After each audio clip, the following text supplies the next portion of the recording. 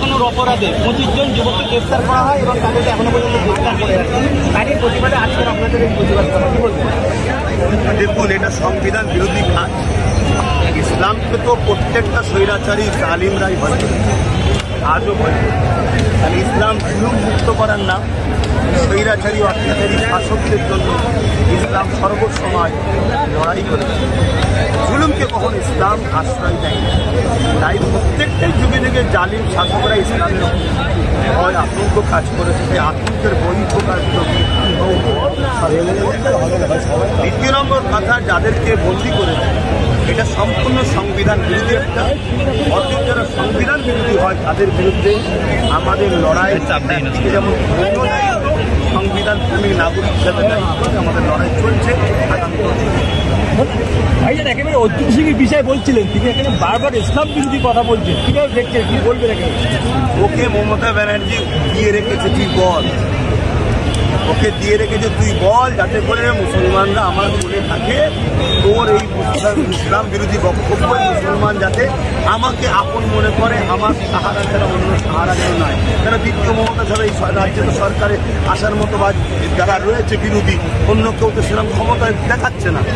তাতে মমতার পাশে যাতে সবাই যায়, এজন্য অর্জুন সিংকে দিয়ে বলা হচ্ছে মমতা ব্যানার্জি না হয় ওকে তো বন্দী করা দরকার, ও তো সংবিধান বিরোধী কথা বলছে, ও তো সমাজে দাঙ্গা লাগাতে চাইছে, এরকম লোককে তো জেলের মধ্যে রাখা দরকার, মমতা করছে।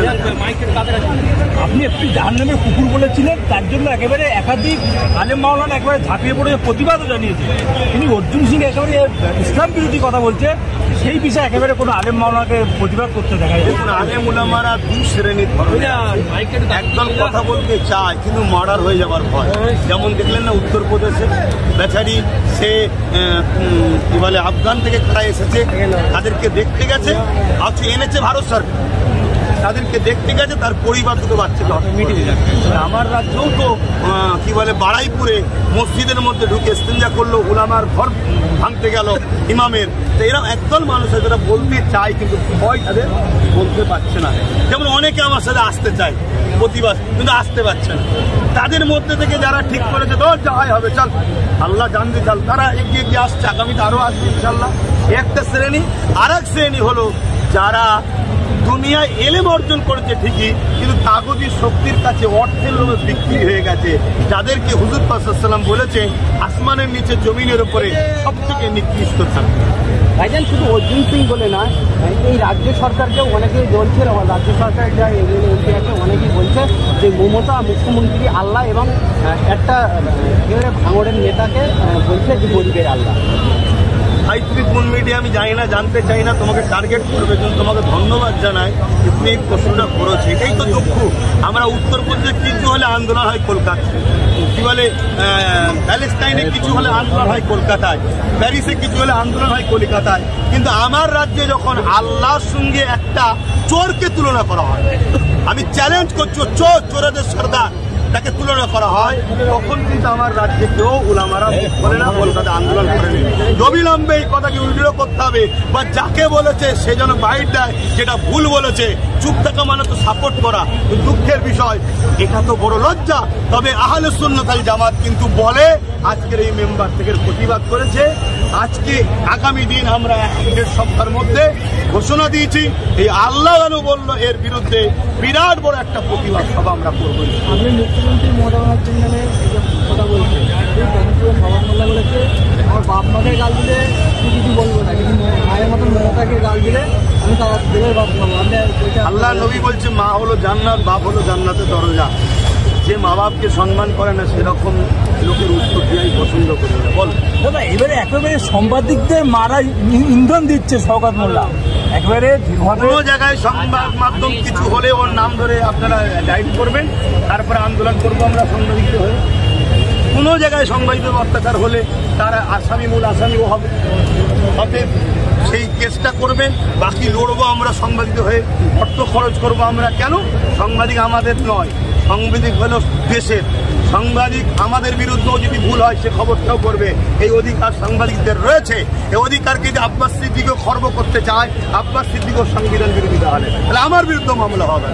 একেবারে কারোর বিরুদ্ধে যদি খবর করা হয়, ন্যায্য খবর করা হয়, এবারে পড়া স্টেজ থেকে কিভাবে বলতে পারে যে দায়িত্ব নিয়ে বলছি, যেখানে পাবে সেখানে মারা?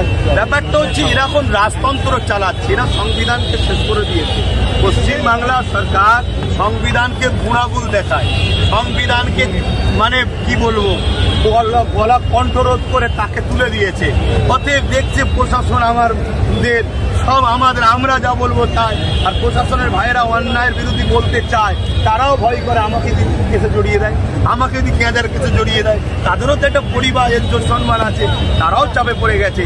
এই জায়গায় সমাধান হিসাবে আমি মনে করি ব্রিটিশ তারাতে সাধারণ মানুষ যেভাবে আগিয়েছিল, সবাইকে ঐক্যবদ্ধ হতে হবে।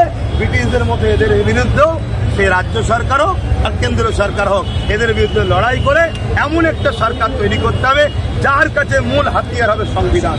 সংবিধান যা বলেছে তাই দেবো, বেশিও নয় কমও নয়। আমি দরদ দেবো যে আমি করে দিচ্ছি, কে তোকে বলতে বলেছে আমি করে দিচ্ছি, তোর বলে কি আছে? সব মানুষ ট্যাক্স দেয়, দেশের সম্পদ দেশকে বাসীকে দেওয়া হচ্ছে। এরকম একটা সরকার দেশে বা রাজ্যে হওয়া দরকার।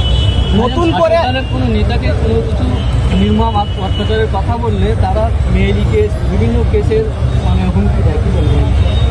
সেটাই তো বলছি, এরা সমাজে আজকে মানব রূপী পশু থেকেও নিকৃষ্ট হয়ে গেছে। এরা সেই জিহালাত যুগ, যে মধ্য যুগে যে বর্বরতা, সেই দিকে এরা চলে গেছে। এরা মনে করছে আমরা ক্ষমতায় আছি, আমরা কোনোদিন শেষ হব না। এরা জানে না নেপালে কি হচ্ছে, বাংলাদেশে কি হচ্ছে, অন্য জায়গায় কি হচ্ছে। পাবলিক একটা দিন ধৈর্য করবে, যখন পাবলিক বুঝবে যে আমার দেশ শেষ হয়ে যাচ্ছে, রাজ্য শেষ হয়ে যাচ্ছে, তখন দেশ রাজ্য তো সবার আগে না, তখন পাবলিক বুঝিয়ে দেবে। ভাইজান, নতুন করে আপনার ভিডিও আবার কাটিং করে একেবারে ভরা মঞ্চে মাইকে শোনানো হচ্ছে, ভালো তো, আমার প্রচার হচ্ছে তো। কেন মানুষ অত বোকা নয়, সবার হাতে অ্যান্ড্রয়েড মোবাইল। এখন গুগলে সার্চ করো, ইউটিউবে সার্চ করো, সঙ্গে সঙ্গে পুরো বক্তব্য চলে আসবে। কেউ কাটিং বক্তব্য শুনে মানবে আজকাল মানুষ আছে বলে আমার মনে হয় না।